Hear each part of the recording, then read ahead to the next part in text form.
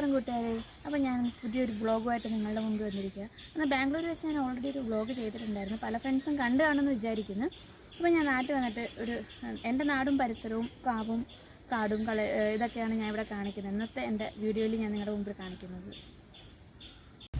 അപ്പോൾ എൻ്റെ നാട്ടിലെ ഹരിതാപവും പച്ചപ്പും ഇതൊക്കെ നിങ്ങളുടെ മുമ്പിലൊന്ന് ഫുൾ വ്യൂ ഞാൻ കാണിക്കുന്നുണ്ട്. തൽക്കാലം നമുക്ക് കാവിനകത്തുള്ള ഇവിടെ ഭദ്രാദേവിയും ദുർഗാദേവിയുടെയും പീഠം ആയിട്ടാണ് ഇവിടെ സ്ഥിതി ഇരിക്കുന്നത്.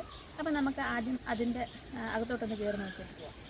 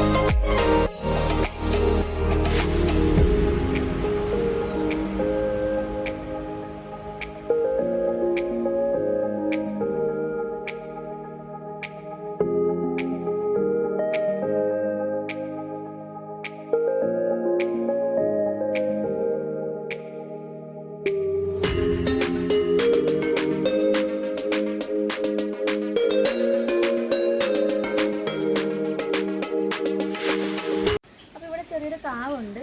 അപ്പോൾ കാവിനകത്ത് ഇവിടെ നാഗപ്പന്മാരെല്ലാം കുടികൊള്ളുന്നൊരു കാവാണിത്. പണ്ട് തൊട്ടേ പണ്ട് പൂർവികർ തൊട്ടേ ഉള്ളതാണ് ഈ കാവ്. കളരിയും ഇതെല്ലാം ഇവിടെ ഉള്ളതാണ്. ഇവിടെ വാർഷിക പൂജയാണ് സാധാരണ നടക്കാറുള്ളത്. പിന്നെ ഇടയ്ക്ക് ഒരു പുരപ്രതിഷ്ഠ കഴിഞ്ഞതിന് ശേഷം മാസം പൂജ നടക്കാറുണ്ട്. കുംഭമാസത്തിലെ പൂയം നാളിലാണ് ഈ കാവിലെ വാർഷിക പൂജ നടക്കാറുള്ളത്. പിന്നെ മാസം പൂയം നക്ഷത്രത്തിൽ ചെറിയ പൂജകൾ നടക്കാറുണ്ട്. കുംഭമാസത്തിലെ പൂജയിൽ കലശപൂജ മറ്റ് തന്ത്രികളെല്ലാം വന്ന് കലശപൂജയൊക്കെ ചെയ്യാറുണ്ട്.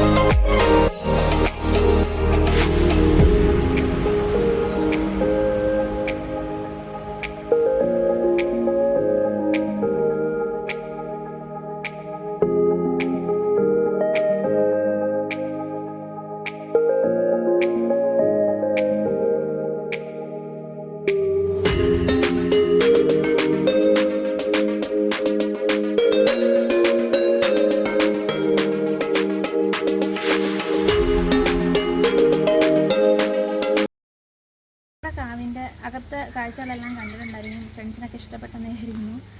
അപ്പോൾ പിന്നെ അത് മാത്രമല്ല, ഇവിടെ ഞാൻ നല്ലൊരു മഞ്ചാടി മരം ഉണ്ടായിരുന്നു, ഞങ്ങളുടെ കുട്ടിക്കാലത്തുണ്ടായിരുന്നു. നല്ലൊരു കാറ്റും മഴയിലും ഒക്കെ അത് തകർന്നു പോയി. അതേപോലെ തന്നെ ചൂരലിൻ്റെ നല്ലൊരു മരം, അപ്പം തടി നല്ല അടിപൊളിയായിട്ട് കിട്ടിയിട്ടുണ്ടായിരുന്നു. അപ്പം തടി കുറേ ഉണ്ടായിരുന്നു, അതിൻ്റെ എല്ലാം മരം പോയിട്ടുണ്ട്. ഞങ്ങൾ വളർന്നു വന്നപ്പോഴത്തേനും അതെല്ലാം പോയി. അതുകൊണ്ട് പക്ഷേ ഞങ്ങളുടെ കുട്ടിക്കാലത്ത് അടിപൊളിയായിരുന്നു. ഞങ്ങൾ കളിക്കാനൊക്കെ കിടക്കുമ്പോൾ ഒത്തിരി കൂടെ എല്ലാം കിട്ടുമായിരുന്നു. മഞ്ചാടി, ഉപ്പുണ്ടാടി ഇതെല്ലാം ഉണ്ടായിരുന്നു.